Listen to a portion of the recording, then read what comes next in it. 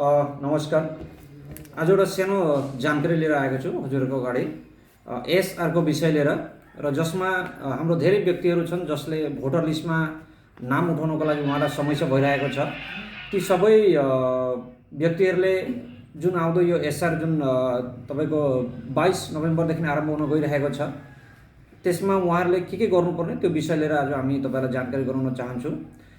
SR special revision जुन हालैमा election कमिसनरदेखि उहाँहरूले यो चिजलाई लागू गरेको छ असममा। माने यहाँ चाहिँ एसआइआर हुने कुरो थियो तर त्यसको बदलीमा एसआर मात्रै हुने पर्यो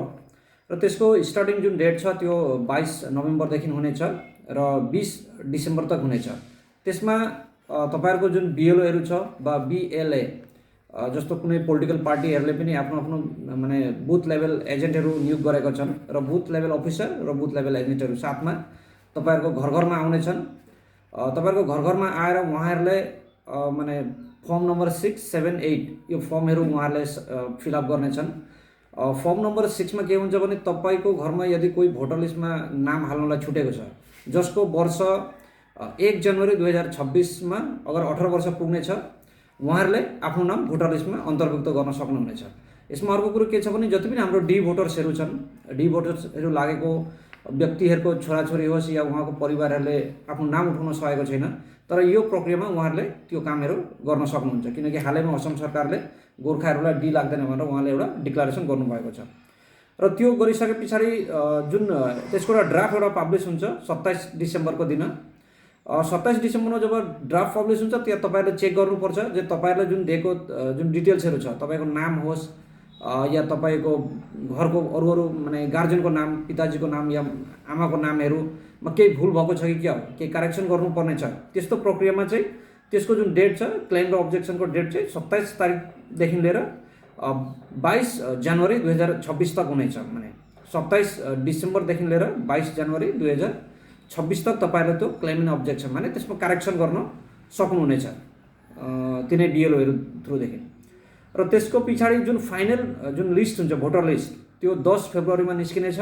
र त्यसको पछि चाहिँ फेरि यो कुनै पनि काम तपाईले गर्न सक्नुहुने छैन। माने 10 फेब्रुअरी पछाडि भोटर लिस्टमा फेरि नाम उठाउन सक्नुहुने छैन। यो टाइमको लागि चाहिँ पछि सायद फेरि उठाउन सक्नुहुन्छ तर जुन एसआर को जुन टाइम चल्दै चाहिँ यसको लास्ट डेट चाहिँ हो 10 फेब्रुअरी र त्यसको लागि तपाईहरुले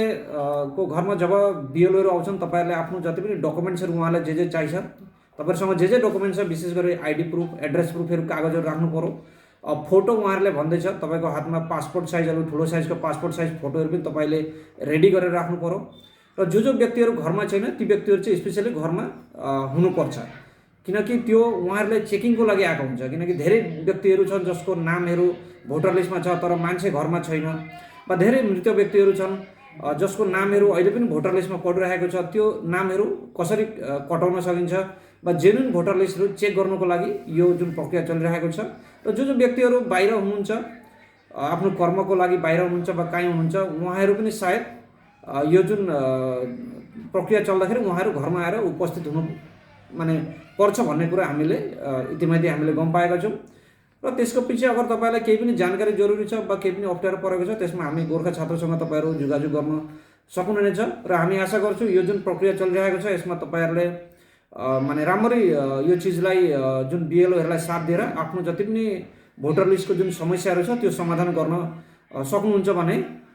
आशा गर्छु र यो सानो एउटा जानकारी तपाईहरुको अगाडि हामीले माने इतिमধ্যে राखेको छौँ। धन्यवाद।